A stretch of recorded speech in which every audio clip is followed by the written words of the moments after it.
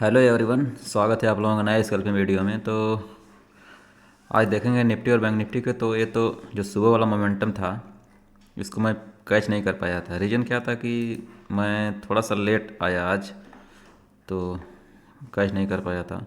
एक दिन कैंडल देखेंगे तो back to back red candle बना रहा है। और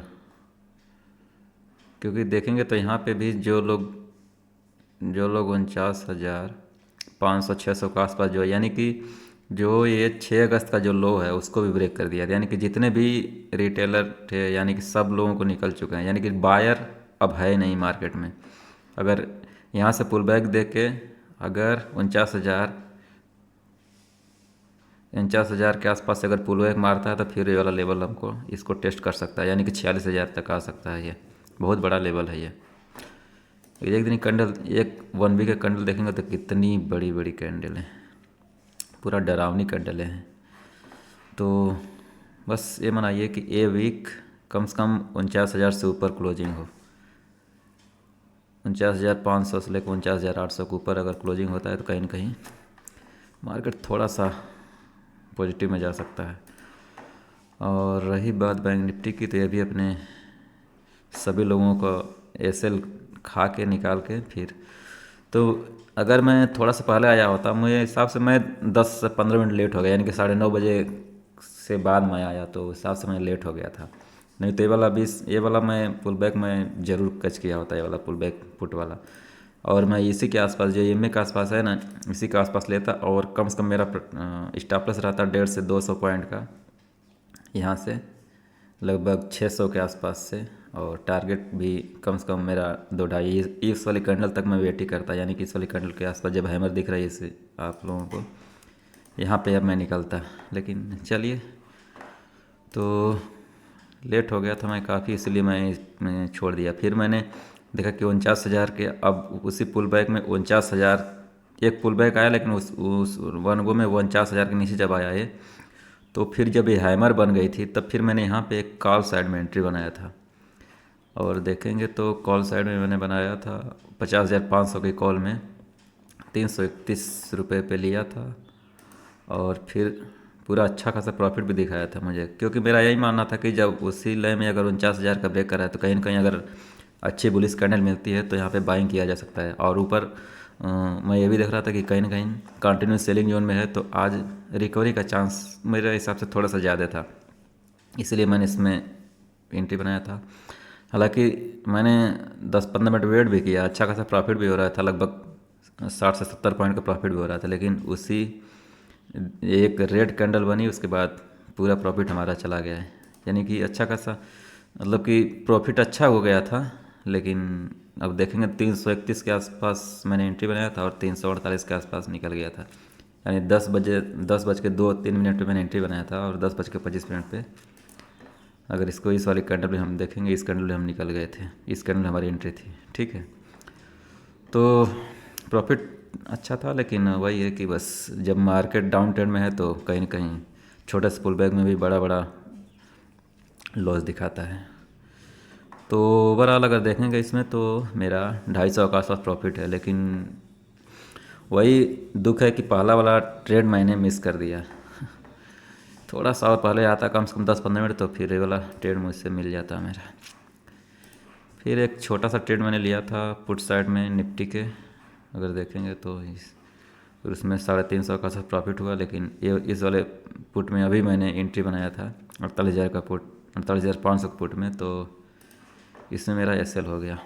इसमें लिया था, फिर इसी में इसी कैंडल के आसपास अभी एसएल हो गया।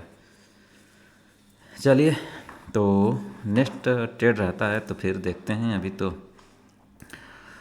250 और इसमें लगभग 200 के आसपास, तभी तो 400-500 प्रॉफिट है। लेकिन उतने में नहीं अभी चाहिए, और तो वेट करते हैं। हालांकि मार्केट को अगर ऊपर जाना है तो कम से कम जब तक 23,800 के ऊपर एक आध कैंडल, अगर एक दिन कैंडल होल्ड नहीं करती है, तब तक मैं नहीं मानूंगा कि मार्केट का रिवर्सल आ चुका है। हाँ, छोटे मोटे पुल बैक आएंगे, लेकिन कहीं ना कहीं अगर इसको ध्यान से अगर देखेंगे तो यहाँ से अगर फिबोनाची ड्रा करेंगे तो कहीं ना कहीं ये 50 से 60 पॉइंट वाले जोन में आसपास है।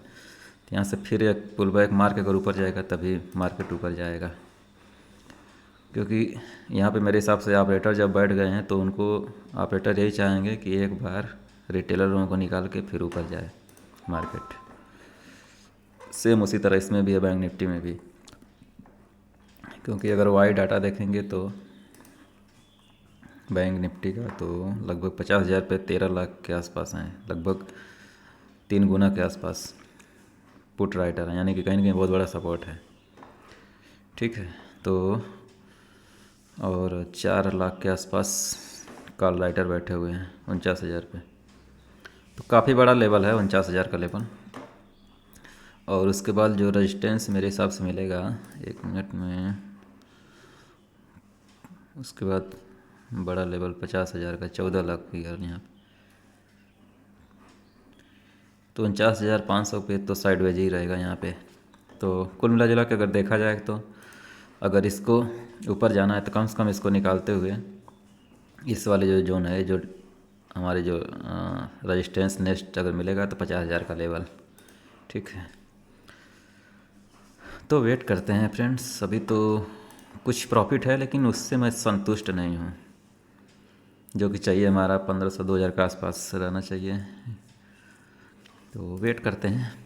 ठीक फ्रेंड्स, हेलो फ्रेंड्स, टाइम हो गया 2:52 और देखेंगे तो सुबह का जो मैंने बहुत बड़ा ट्रेड जो मैंने बताया था थोड़ी देर पहले कि बहुत बड़ा ट्रेड मैंने मिस कर दिया। उसके बाद मेरा लेने का कोई खास हिम्मत नहीं किया लेने का। ठीक है ना, कॉल साइड में ना पुट साइड में देखेंगे छोटी छोटी कैंडलें, कोई मतलब छोटी छोटी कैंडलें में मतलब निफ्टी और बैंक निफ्टी में वो दोनों में बनी हुई हैं, और निफ्टी अपने आप को ऊपर लेके जा रहा था लेकिन बैंक निफ्टी अपने आप को नीचे, तो इसलिए खास ट्रेड मैंने नहीं किया और सुबह का एक ही प्रॉफिट किया था। आज वही मोमेंटम में अगर ये मिल गया होता तो फिर काफ़ी मज़ा आ गया होता है। ठीक है, यहाँ पे मैं एंट्री बनाया होता और स्टॉप लॉस कम से कम 150 से 200 पॉइंट का यहाँ तक मैं रखा होता। तो फिर घर में मैं 2-3 ट्रेड किए और ओवरऑल अगर देखेंगे तो 500 रुपया इसमें प्रॉफिट हुआ, और अब स्टॉक में मेरा 250 होगा। यानी कि ओवरऑल अगर देखेंगे तो दिन मेरा अच्छा है लेकिन उतना खास अच्छा नहीं है, क्योंकि जो मैं चाहता था वो मेरा मिस हो गया, इसलिए मैं तो आज का दिन रहने देते हैं। अब मिलते हैं सोमवार को। ठीक है फ्रेंड्स, और इसी तरह का वीडियो अगर आपको पसंद आ रही है तो प्लीज़ वीडियो को लाइक करिएगा और चैनल को सब्सक्राइब करिएगा और अपने दोस्तों में ज़रूर शेयर कीजिएगा। ठीक है फ्रेंड्स, तो मिलते हैं मंडे को। Okay, thank